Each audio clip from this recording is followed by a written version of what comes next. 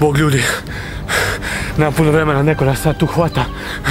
Želim samo zahvaliti na 5000 subscribera i na skoro 2 milijuna pogleda, 2500 lajkova na Facebooku i hvala vam svima što nas gledate. Stvarno moramo sad požuriti, neko nas hvata, hvala vam na svemu. Zi, ajmo Zi, hajde, bježi jebote, hvataju nas, da, ajde bježi samo. Imamo negdje 5 projekata, onako dobrih scenarija, jako dobrih, ali ne stignemo, imamo školu, maturu, ovo ono, nemamo jednostavno vremena. Čim bude vrijeme za to, odmah se bacamo na posao, a imamo dosta vremena, tak da, bit će i to negdje, tak da, Peđi, šta radiš?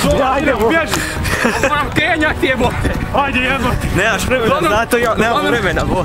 Zahvaljujemo se ljudima bez kojih Licinima ne bila to što sad je. Kreš Šutalo, Brunabas, posudili nas na opremu, našim prijateljima koji su nam pomogli pri snimanju, našim obiteljima i svima ostalima. Hvala vam svima, hvala još jedan 5000 subscribera, nadamo se da ćemo uskoro još imati još. I ako se pitate zašto nema našeg 4. člana, to je zbog toga što je on na faksu. Ajde požurite, pa nema vremena da snima, ali nadam se da će uskoro početi snima s nama. I evo to je. Ljudi, vidimo se. Zato moramo ići. Hvala još jednom. Ćao.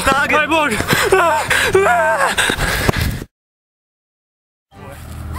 Hvala još jednom.